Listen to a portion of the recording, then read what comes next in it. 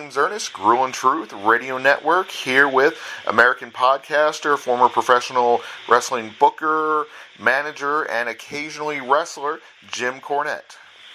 Well, two James E's talking to each other. Yes, sir. And you know, I'm glad to be on the show. I understand that your previously planned guest, you know, suddenly dropped dead of whooping belch, and you had to grab me at the last minute. But that's okay. I'm on standby a lot. I do bar mitzvahs too. But no, we're going to have fun today because I've been freezing. You know, you're up in northern Kentucky. I'm here in beautiful downtown Louisville with the ice storm and the sleet and the snow, and it's treacherous outside. It's not a fit day out for man nor beast, so we're podcasting here to the millions. Exactly. It's the perfect day for it. Looks like you're going to have a short commute for SuperCon. Well, there's an interesting segue because I was just thinking that I'm going to see in the month of November how few miles that I can put on my vehicle, because a lot of people that listen to my wildly popular podcast, The Jim Cornette Experience, know that I hibernate in the winter, and I don't like to go out in the cold weather. But I'm trying not to go any further than the post office all month. But then November 30th, right here in my backyard of Louisville, downtown at the International Convention Center, Louisville's hit the big time because we get a SuperCon. We're going to find out what Miami, Raleigh, all these major megalopolises have been screaming about. This thing's going to be fantastic. And they've got a lineup that talk about Murderer's Row. But, of course, I'll be there. Jerry the King Lawler is going to be there for the wrestling fans in the whole family. And it's exciting because, you know, there's a great convention in Lexington every year, the Lexington Comic and Toy Con, but Louisville has been hit and miss the past few years, especially with some people that have apparently bit off more than they can chew and promised things that they didn't deliver, and now we're getting a SuperCon, which is a brand name and a big-time event. I'm excited about it. So what was it like growing up down there in Louisville? Oh, God. For a wrestling fan like me when I was a kid, it was glorious because we had live wrestling matches every Tuesday night at the Louisville Gardens, and of course the TV show that was usually taped from Memphis, Tennessee for the wrestling circuit aired every Saturday morning on television. So it was great because I feel bad for the wrestling fans now. They wait all year for the live event to come to their town. And and then it's a big deal because they get one, and we had one every Tuesday night for years and years. Well, the nice thing is Louisville's still spoiled. You have OVW down there, and so you get that at least once or twice a week, it seems. Well, as a matter of fact, Louisville, as a whole, and of course OVW is near and dear to my heart because Danny Davis, the founder, my old partner, I was part of OVW for years and years, and that's what we were trying to do was recreate for all the wrestling fans here the childhood that we all had when we could go see live wrestling every week, and we were able to do that successfully. And now Danny has sold out. Al Snow's the new major domo, but they're still doing it here. They just celebrated their 1,000th television episode. But I always wanted to bring Major League Wrestling to my hometown. And you asked what it was like growing up. I was 12 years old when I saw my first live match at the Louisville Gardens in 1974. My mom took me. The tickets were $4 then. And my mom took me, because I begged her and pleaded with her long enough. And 27 years later, I was the promoter and matchmaker of a wrestling event that sold out the Louisville Gardens, and I got to have my mom come down and see that, and she didn't have to pay for the ticket. So it was cheaper after all those years. Nice. And it was just so that was cool. Exactly. It's amazing how things can go full circle. For example, same thing here, huge wrestling fan, grown up, loving it, and actually currently are in talks with Al Snow of OVW to have him come up here to Cincinnati, Ohio, and do a show in Bogaerts, one of our major venues in the area. Oh, I remember Humphrey. I didn't know that's what he was doing these days, running a club. Exactly. You know how it is. He's always having Sam play it again. Nah, they got a rock venue up here in Cincinnati, Ohio. No, I've heard of it. Its fame has spread all the way down 71. I've heard of Bogaerts, and And yeah, that's the thing with OVW is that all over, it stretched up to Ohio and over past Lexington and down into eastern Kentucky. They've been able to keep a great presence for the past 25 years with not only bringing live events, but also the biggest stars in the business. I mean, we were looking back at some of the old OVW lineups when we first started the developmental program here, and people at a church gym could see Brock Lesnar, John Cena, Randy Orton, Shelton Benjamin, and Sarah Batista, and a couple others I'm not even thinking to mention, live in person for $6.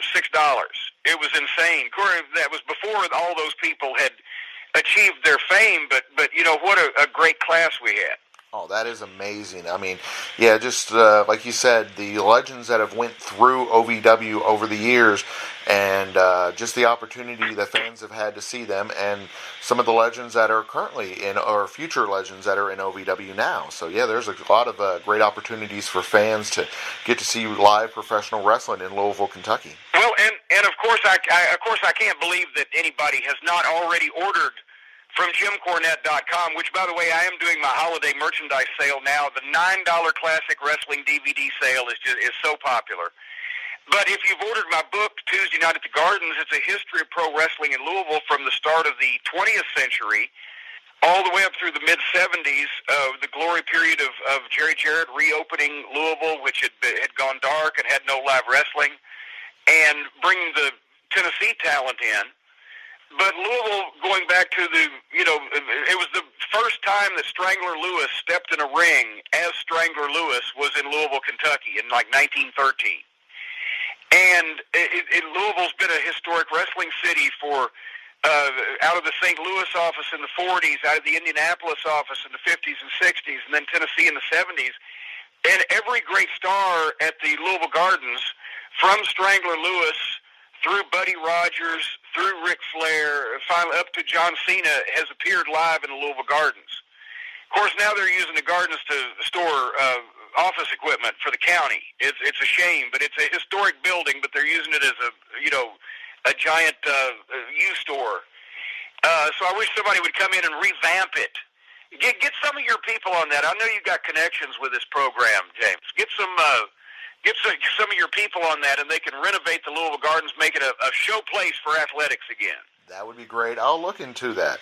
I was going to say, I'm also currently trying to get Al some TV coverage up here in Cincinnati. So all kinds of crazy stuff and a new show on ESPN 1530. So yeah, a lot going on, but I would love to be able to be a part of that and be able to, renovate such a historic building. I agree with you. That would be. Do you do drywall? No, but I'll give it a try. If you could, I think they need people to do drywall and some roofing. If you could come on there, can you start Tuesday? Anyway, but we were talking about the SuperCon, and thankfully that's at the building that's currently open and in a state of repair. The International Convention Center, about 2 blocks away from the Gardens. So all the wrestling fans can come in, take pictures of the outside of the Gardens, and then go to SuperCon. Excellent. And they can't run me and Lawler off. We're always here at these big wingdings in Louisville. He's a legend, and I'm close. Oh, shoot, you're not giving yourself enough credit. You are definitely a legend in your own right. Well, I just wanted to hear you say it, so. And I hear fans have a really great opportunity at SuperCon to be able to get your autograph, be able to get pictures with you, and they're actually very reasonably priced. You read it just like I wrote it. No, we're going to be set up. Of course, all the people who follow me and who've been to JimCornette.com, my all-purpose website, know that I've got not only my own merchandise, but also for classic wrestling fans like me from the 70s and 80s. We have DVDs and I've done books, and we have a bunch of material, and from time to time I put up a classic, vintage memorabilia. But we're doing the holiday sale now, as I said, but we're going to be bringing a lot of that stuff down to SuperCon, along with some Silver Age comics, because I've collected comic books for a lot of my life, and now as I attain elderly status, I've finally agreed to let go of some of them. So we're going to have some of those too for the comic fans at SuperCon. And yes, not only are the prices the best in town, but free paper bag with every purchase. So you go up to one of these stars and you pay an outrageous amount for an 8x10, and they just hand it to you naked. You come to me, you buy something as cheap as $10, get you a free paper bag. Oh, wow. That is awesome. It's the way I stay ahead of the competition. My wife argues with me. She says I'm giving away the store. So I understand it's only $30 for an autograph, $20 for a picture, or $40 for the combo? Oh, good Lord, no, that's incredibly expensive. No, you can go to the website and see my prices, but no, I don't start there. That's too much for little old me. Oh, wow. Oh, yeah, my bad. I had accidentally read off Nathan Jones's prices. Oh, there you go. Well, good luck to Nathan. Definitely. And then, shoot. You might want to clip that part. No worries. So, you mentioned you've done OVW, TNA, ROH, WWE. I mean, you've been basically everywhere in the country in professional wrestling. Do you have a favorite, not a favorite venue, because we already covered that, but a favorite promotion? Everybody always asks me, what's your favorite place you've ever appeared or worked, or what's the, favorite job you've ever had, and I liked most of them at the time. There was a few of them I was shady on from the beginning, and my fears were vindicated later on into the run. But as a manager, as an on-camera personality involved in the shows, I loved working for Jim Crockett Promotions in Charlotte and Mid-South Wrestling, but God, the travel was horrible there. It was so hard on you. But I loved living in Charlotte and wrestling in the Carolinas. It was a Cadillac of wrestling areas, all the top Flair and Dusty and the Road Warriors and the Rock and Roll Express and Magnum TA and Nikita Koloff and every big name in the world. And then as an announcer, I loved doing the OVW television show. I thought that was a lot of my better stuff, but I also loved working with Jim Ross and the WWF. As a promoter, I have a fond spot in my heart for Smoky Mountain Wrestling, even though it almost drove me into an early grave. So I can't really pick just one. It's like the potato chips. You can't just pick one. Exactly. And then just need two quick stories from you. We mentioned before we went on the air. Okay, well, a guy walks into a bar. He's got a midget under one arm and a parrot on his shoulder. Oh, no, other quick stories. Exactly. A Dan Severn story. Oh, good Lord. I'll tell you a story involving someone else about Dan Severn. Okay. Because Dan's a great friend of mine, and he has wrestled for me in Smoky Mountain Wrestling, and I've worked with him in the NWA and the WWF, and we just recently saw each other at one of the Legends Fan Fest. But I've had him, and he's worked for me in Ring of Honor. We've been involved for 20 years, right? Not in that way. And so when he was the NWA champion, he was coming into Smoky Mountain as when we first started working together, and an old friend of mine who's passed away since then, Dennis Corluzzo, was a head muckety-muck in the NWA, and so was Howard Brody at the time. And Dan was the NWA champion, so I brought him in to defend the NWA title on one of my big events in Knoxville, right? Smoky Mountain Wrestling. And I knew that Dan was a jovial fellow if you didn't piss him off or gave him the right amount of respect in or out of the ring. But this young guy that had wrestling for me that I wanted to give the title match to, named Bobby Blaze, he had trained with the Malenkos down in Florida, and he wasn't if you know the difference, he wasn't like a high-level collegiate wrestler. He was a high-level, like, submission wrestler and trained in the Malenko style and the old, snake pit stuff, right? So I'm thinking he can do some stuff with Dan. This will be an interesting matchup. But, of course, Bobby was a younger guy, and he hadn't, wrestled a lot of veterans yet, so he actually was in the bathroom when I came in one night at one of the arenas, and he's standing in front of the urinal taking a leak. And when I told him, I said, "Hey, Bobby, I've booked a match for you to challenge for the NWA title. You're going to be wrestling Dan the Beast Severn." He said the stream just cut off, and he was so scared and so tight that he couldn't pee anymore. Yeah, And I would be lying if I said that I didn't tell Dan to maybe rib him a little bit at some point. But anyway, no, Dan's a great guy and one of the most decorated amateur or professional athletes that the United States has ever produced. He's amazing, still to this day. Oh, definitely. I mean, in so many Hall of Fames, and has just accomplished so much in professional and amateur wrestling. I mean, just a remarkable person. UFC Hall of Famer, Triple Crown winner. I mean, I've got a great picture on my wall of him. He had so many belts at one time when I managed him in the WWF. I was holding one. He had three. I couldn't have held all those up. He's stronger than I was. But it's a great collection of gold, and it's just an amazing guy. And the other one I want to get a story about, because I live in parts unknown, just so when I say that he is my neighbor, it doesn't give away too much. But the Monster Abyss. Have you any good stories about it? You live in parts unknown. I thought he used to live in the gates of hell. Did he move because the property tax increased down there? Exactly. Yeah, but anyway, no, Abyss. I first saw him on a Ring of Honor show. I'm going to say it was probably 2006-ish or whatever. I don't know if he'd been wrestling long at that point because he's ageless. He never changes, right? Mm-hmm. His hairstyle changes every once in a while. But I had not seen him, so he was new to me, as they say. And I'm just, my God, this guy is huge, but he moves like a cat, and all of his movements were crisp and had purpose to him, and he had the big paws and just amazing. He not only is a large guy, but he looks larger than he is because of that, he's big. I don't know how, he's just plain big is what he is. And I said, man, this guy, I wish I had Smoky Mountain Wrestling again. I would have put him in, at my monster main event heel destroyer killer. And then, I was glad to see him in TNA. During the time that I was there, I thought he's got a great work ethic, has tremendous matches.